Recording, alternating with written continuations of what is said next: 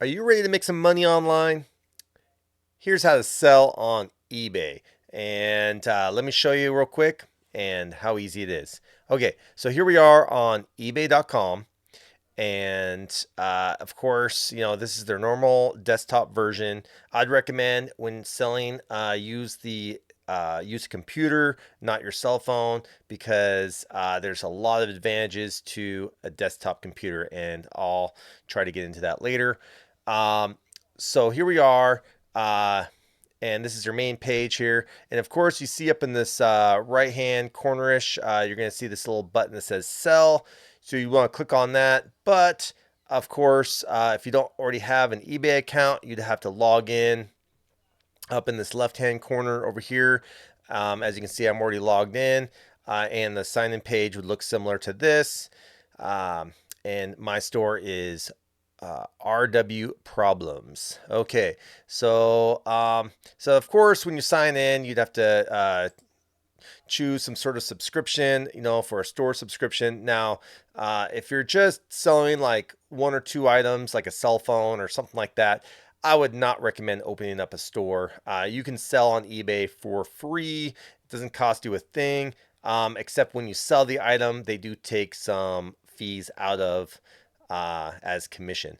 But if you're looking at starting a business or a side hustle or something like that, uh, I'd recommend opening up a store, and because there's a lot of advantages to that. So right here on my store, on this one, I just did the starter store.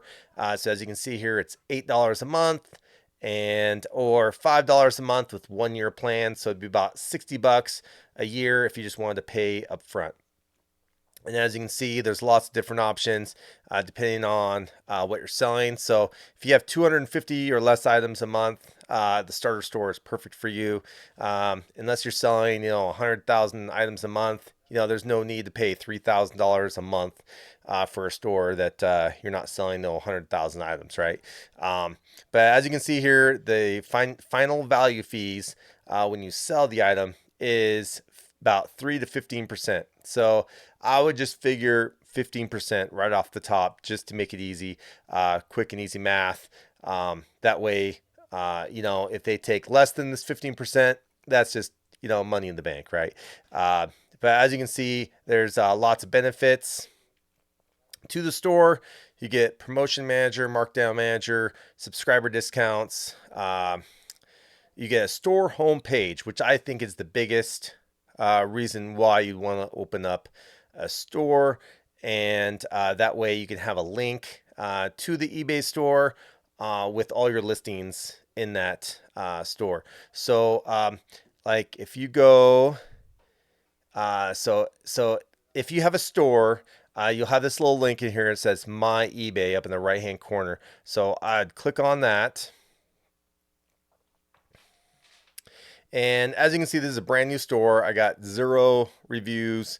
Uh, I only have 2 items listed right now. And yeah, so we're just literally just getting started. So I figured this would be a great video for a person like you that's just getting started, right? And you gotta start somewhere. So I've seen guys where they start with 0 feedback, and they can have 100 feedback within a few months. So it doesn't take long, especially if you have a lot of items that sell quickly, and that you don't have any issues with, and you got a lot of good feedback with that. Feedback used to be a really big thing with eBay, but not so much anymore. But you still want to try to keep it close to 100% feedback as possible, especially when you're just starting out. You don't want to get dinged with the negative feedback right off the bat. Usually, the way you avoid negative feedback is by communicating with the customer. So if they have issues or questions, you want to message them back right away and deal with any issues that they have, any defects or shipping issues or anything like that. So here we are, and this is our selling page here, and you can go. This is where you'll see, like, when you sell items, you can go ship them or anything like that. And but right now we're looking at selling, And so I'm going to click up on this corner here. I'm going to click on sell. So as you can see here, it says I have 2 active listings. I just got a couple of hats for sale. Right now, my price is kind of high. You know, it's $35 with free shipping, of course. And you know, don't be fooled by the free shipping bit, because you know, it does cost me money to ship that out. It's not free for me. Don't get me wrong. So it might cost, you know, anywhere from, you know, it might cost $10 for me to ship this item. And so you got to figure that in the price minus the 15% fee. So you got to figure all that stuff in the price. So you want to try to get, so if you are selling products, you want to make sure your cost is way below the selling price, right? So probably like a third or something like that of the selling price. And, you know, that rule of thumb, you know, like 30, 30, 30, 10. So it's uh, 30% labor, 30% cost, 30% overhead, and 10% profit. That's always a good base to do any business. I've always stuck by that. Here, you know, if you're just working for yourself, you know, your labor is kind of, you know, iffy. So you can kind of adjust that 30% up or down depending on your time and energy that you want to put into this. So right off the bat, your labor is probably going to be pretty high, you know. But as far as the products go, you want to try to get these products for as little as possible, hopefully free. You know, I mean, there's a lot of free stuff out there. I'd recommend, if you're first selling on eBay, sell stuff around the house. You know, just sell whatever's laying around that you don't want. If you're thinking about having a yard sale, instead of putting it up a yard sale, you know, sell it on eBay. But just make sure it's lightweight, small items that you can ship easily. Preferably like throw it in a bubble mailer and ship out, because shipping cost will eat you alive. And so just be careful of that. So today we're going to be selling Funko Pops. Okay, so I got some of these from actually Amazon. They were actually came in a lot. They were store returned items, and I actually bought them a long time ago. Yeah, so they were just sitting around, and let's list them and make some money. So first of all, as you can see, they're not totally perfect. They got, you know, some box damage here and stuff like that. So the biggest thing is to be as honest as possible with your listing. Don't try to, you know, fudge it and say, oh, this is brand new, you know, perfect, you know, condition and stuff like that, because then you'll get negative feedback and that hurts your store tremendously. So I would just recommend being as honest and forthright as possible. And that way it makes a great buying experience for the customer, and it makes it easier for you. That way you don't get any customer returns or any bad feedback. So we're going to go to up here to sell, and we're going to click on sell. Go over here to your right, going to say create listing, single listing.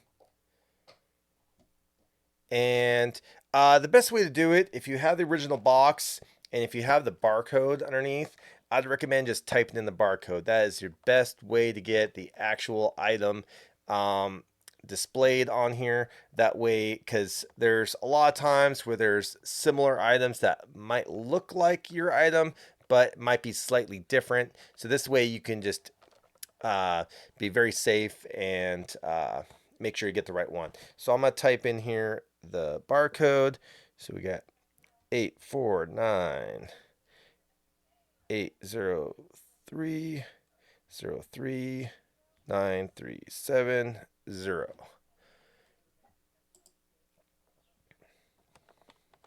Okay, so as you can see here, here's a bunch of Funko Pops here. So you want to look for the one that looks like yours. You got one here that says new in the box. Now you can click on any of these listings here and you can change the listing to whatever you want, or you can literally just create your own listing if you don't like any of these. So down at the bottom here, As you can see here, it says continue without match. You can click on that if you don't like any of these listings, or if you just don't see your item available. So we'll go ahead and hold off on picking something because I'll show you a trick. So we're going to look it up on eBay. So we're going to go up here to search.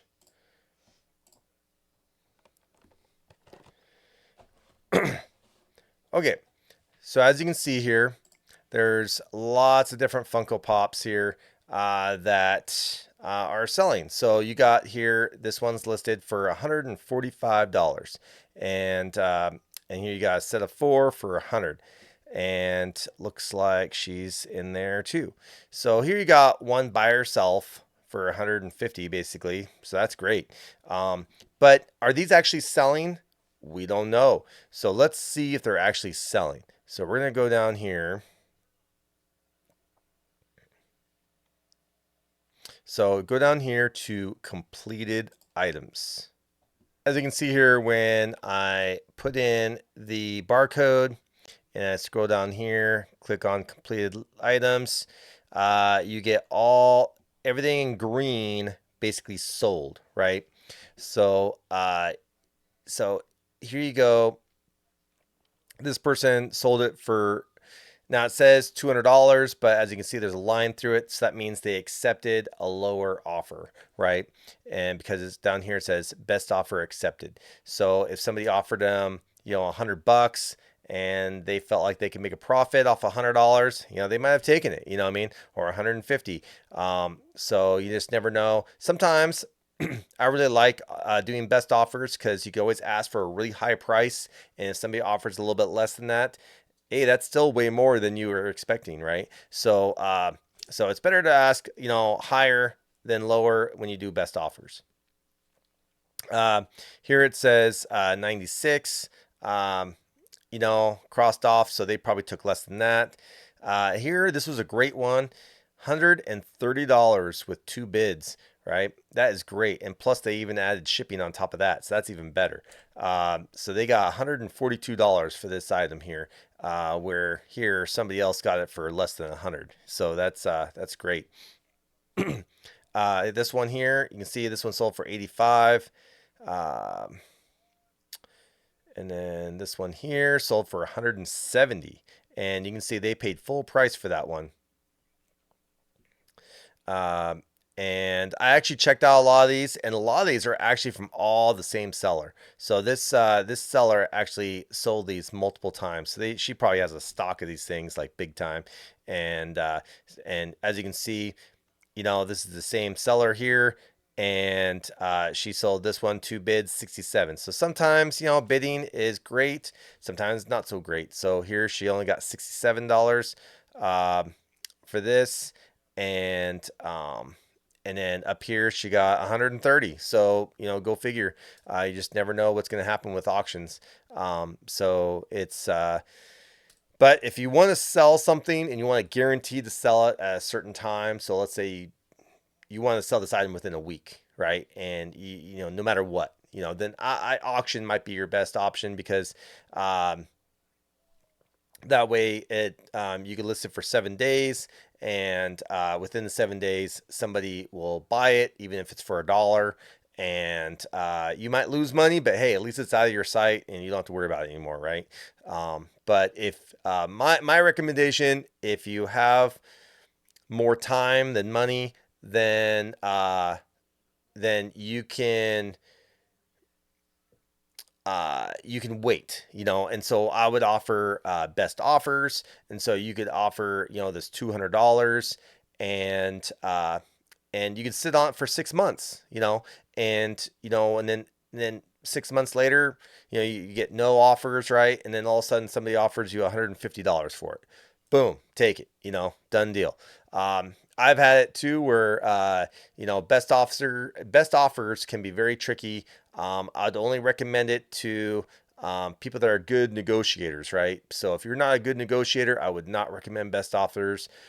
I was actually trying to train another individual at this, and he failed miserably because he kept taking the lowest offer and was ripping himself off because he was asking. Let's say he was asking $200 for something. Somebody would offer him $100. He would take it right off the bat. I'm like, well, you can counter offer 3 times. So if somebody offers you $100, you can counter them 180, right? And then they can counter you up to 3 times. So then they can counter you, 150. Well, if they go from 100 to 150, that is a good sign that they're really interested in that item. And so you might be able to wiggle them down to maybe 160, 175. So try to slowly work your way down, meet them in the middle. Just be forewarned that usually there's only three offers available. So once you submit that last offer, you're done. And so hopefully they take it because, and sometimes you submit a counter offer and you never hear a response, and then the seller just or the buyer just goes away, and you're like, man, I could have sold it for $100 and been done with it, but now I don't have any buyers now, and that happens sometimes. But most often than not, if they're making offers, they're usually pretty serious in that item. And don't be discouraged when they only offer you like $1 or $10 for a $200 item, because usually if they offer an insulting offer, I'll give them an insulting counter offer. So if they offer $10 for a $200 item, I might only knock off $1, so I'll give them a counter offer of $199 or $195 or something like that. And but if they give me an offer of like $150, I might meet them in the middle. I might say 175, and just kind of work your way to that. So negotiate, with these things, and so that way you can put more money in your pocket. So actually, I just noticed something. Uh, so these ones that are selling for more money have this little hot topic little symbol on it, right? And the ones that are selling for less money do not have it on it. So if I look at mine here, it does not have that hot topic label on it. So anytime you sell anything, just make sure you have your eyeballs open and really compare these items so that way you're not selling the wrong item to the customer. So that way, again, you don't have any negative feedback. So it looks like the ones without the hot topic on them are selling for a little less, which kind of sucks, but it is what it is. Here you got this one sells for 85. Um, this one actually sold for 105.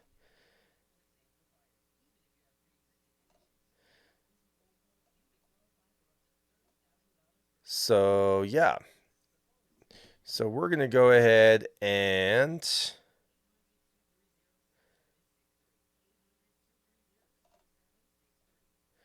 sell it like this one because I usually like to sell the one that is the highest price and is most similar to mine. So I'm gonna say sell one like this.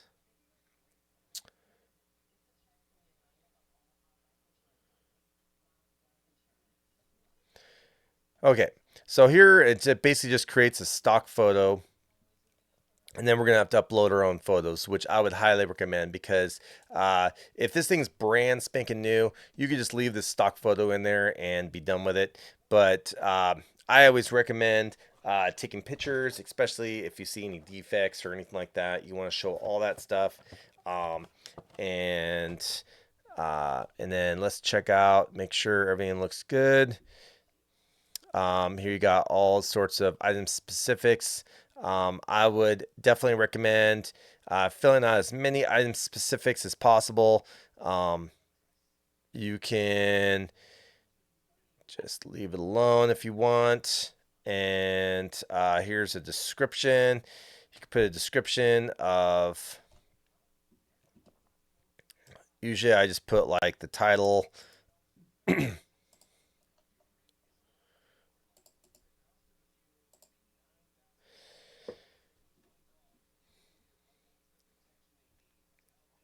And we're going to say used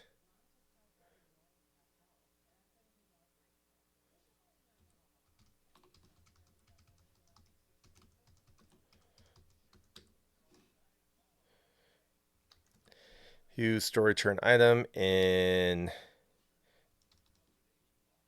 good, I would say, fair condition.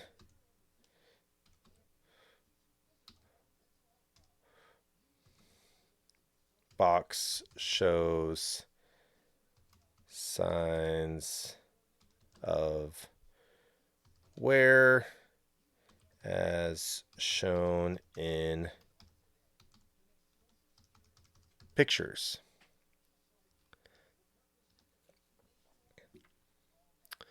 Okay, so here basically just disclosing that this is a used story turned item because it is, I mean, we're just being honest here. And in that way, we're going to just take a bunch of pictures of this thing, show the condition of it. So that way they can check it out. And what I would recommend when you are taking pictures is use a nice white background. So I would use. So I actually bought this this big like poster board type stuff, and it works great for like you can just put the item right on it, take a picture, and it looks really professional. That way, it has a nice white background, and you don't even have to worry about changing the background of whatever, because a lot of times there's some weird shadows and everything else. Also, I like to use lighting. If you have any sort of lighting, it'd be highly recommended. I would recommend something around anywhere from 4 to 6,000 Kelvin as far as the light goes. I just use these little lights right here. As you can see, it's just if you just click on it, just and just shine it on it and take the picture, and that's all I do. And and I just use my cell phone. Right now, I'm actually using my cell phone to record me, so I can't show you how I take the picture per se, but that's basically the gist of it. These cell phones nowadays take amazing pictures, and a lot of times they look better than the original uh, uh, stock photo. So, and sometimes I've had it where sometimes my pictures almost look too good because it just makes it look amazing. And sometimes I'm looking at this box going, wow, this picture looks better than the actual item itself. And so, um, hopefully that's not the case, but you want to try to be, but as long as you take the picture, you can't really do anything about that. And um, and then, so you'd recommend put in a price. So we're going to put in, let's put, looks like a lot of those prices were around like $95. So we're going to put, uh, because this is kind of used and abused, we'll put $89.95. And I actually got two of them.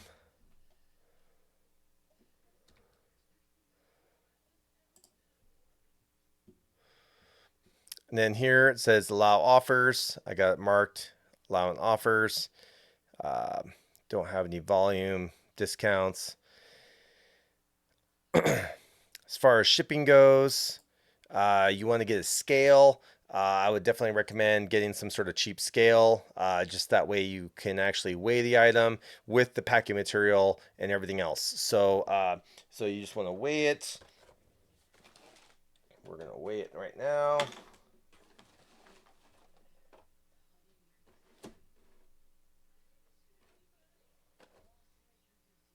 So right now it weighs about 8 ounces. So with 8 ounces, you're probably looking at a pound or less with packing material and everything else with shipping. So I would probably just put, let's see, so standard shipping, and then 1 pound's probably about right. Packaging, you really don't know the dimensions, but 8 inches by 8 inches, that's probably pretty close. And then here it recommends using USPS Ground Advantage. Uh, and then here we're going to click this box saying offer free shipping. Okay, so here it says that it's going to cost us $7.60 to $8.55 for shipping. And then we got 3 days handling time. I'd recommend to do faster than that. So you can offer, let's see here. So I would do 1 business day, but if you're a busy guy and you need, maybe a couple days to ship this thing out, maybe just keep it at 3, especially if you're new. Uh, but I would at least do 1 day business time. It's actually almost better if you do same day business. But sometimes I usually need 1 business day just to kind of process it. Because if you do same day, if it sells by 2 o'clock in the afternoon, you got to ship it out by 5 o'clock that day. And that's pretty hard, especially if you're at work or something like that. It's kind of hard. So usually 1 business day usually gives you some time to ship out the item and, by the next day. And that way you can come home from work, ship it, and then have it ready to go to the post office next morning when you go to work or during your lunch break or something like that. And then accepted returns, you're going to allow 30-day returns. You can do 30 or 60. 30 is pretty standard. Return shipping paid for by, and then free for buyer, and then we pay that, right? So if it's defective or for whatever reason, if the customer doesn't like it, they can return the item for free, and you're stuck with the bill, right? So that kind of sucks as a seller, but it's kind of the cost of doing business. So, and usually that's why it's very important to have a very accurate description. So that way there's no issues with the item. That way there shouldn't be any returns, right? And then refund method is money back. So all that you can leave alone. And let's see. And then this is for international returns. I'm not going to worry about international because international can be a nightmare with returns, so I would not recommend that. And then payments managed by eBay. It has to be set up using your bank account with eBay. It usually takes a couple days to process. And then charity, we're going to actually take off charity off of this one.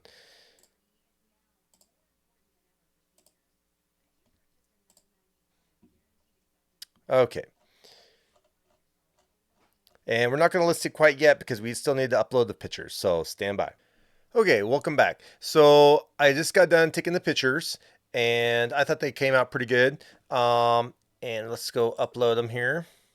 And I'll show you how. Go.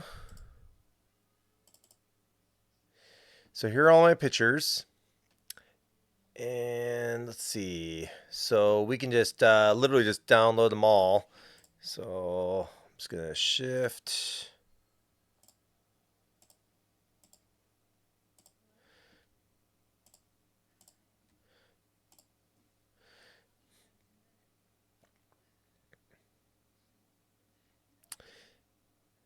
And then once we have them downloaded, you can actually edit the photos in eBay, or you can do it in your own editing program if you prefer to do it that way, and then put it in here.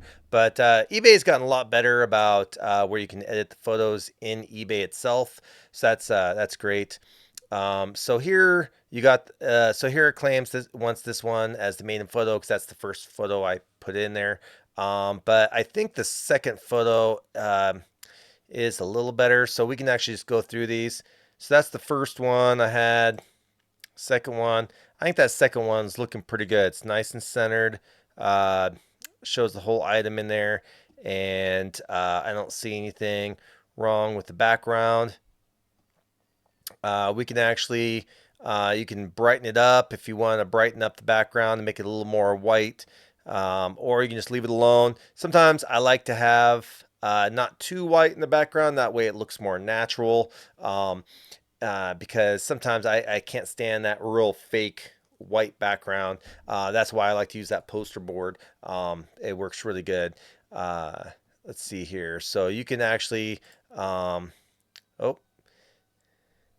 so that was kind of an auto adjust thing. I'm going to cancel that because it didn't really seem like it didn't really do anything. You can adjust the brightness. You can really white out that background if you want, but then it starts to mess with your picture, right? So you can probably brighten it up a little bit. That way it pops out a little bit.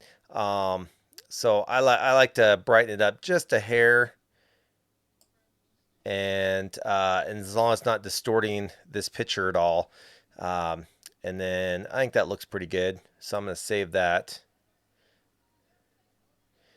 Okay. And since that one is kind of crooked, um, it's not really that square. So I'm just going to delete that one, but we'll delete that later. So we'll probably just go through each one and kind of just brighten up each photo. So we're going to go to the next photo. And I'm not sure why this photo here kind of came up blank. I'm not sure what's going on with that, but we'll just go on to the next one. Let's just brighten up each photo a little bit. Like I said, that's a little too washed out, I believe. I like to back it off a little bit, make it a little more natural looking.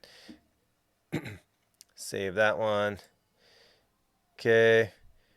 Then we're going to brighten up that one. Save that one.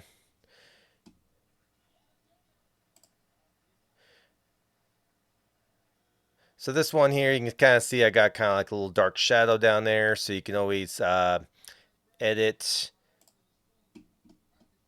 Let's close up that gap a little bit. Okay.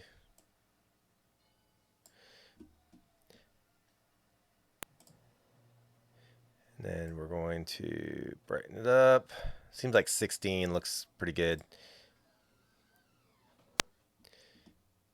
Okay.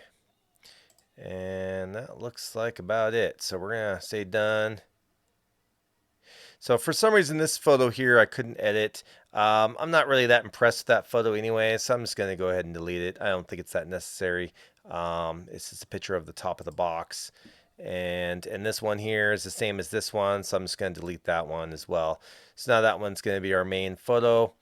And we basically got each side. So we got, 1, 2, 3, 4 sides. Plus you can kind of see the top. You can see, the defects in the box a little bit. So I'm pretty confident that we're being pretty honest with this this listing here. And then one thing that I didn't change down here, it says item condition. So it's going to be new, used, or let's see what other options we got. We got new other. Okay, so new other, it's kind of interesting. So you can go, it's a new unused item with absolutely no signs of wear. The item may be missing the original packaging, or an original packaging must not sealed. So it's kind of interesting. So if this item here was brand spanking new in the box, like crisp, never opened, you could say new. If let's say sometimes you get like a lot of items that maybe brand new, but maybe it's missing its tags or something like that. But it's never been worn or used or anything like that. You might be able to do new other and just explain, and it usually gives you a description down below, and you can explain a little better what new other actually means. This one I'm just going to put used because the box is kind of damaged, and I just don't want to have any issues with somebody complaining about it. And yeah, so I'm feeling pretty confident that this is about it. We're just going to double check everything. Everything else looks good. And we can preview the listing down here. Yeah, so this is what the listing will look like. and you can actually manipulate this any way you want. So we got all the item specifics on here. You got our item description. Use store return item in fair condition. Box shows size wear as shown in pictures. And okay, so let's close this out and list it.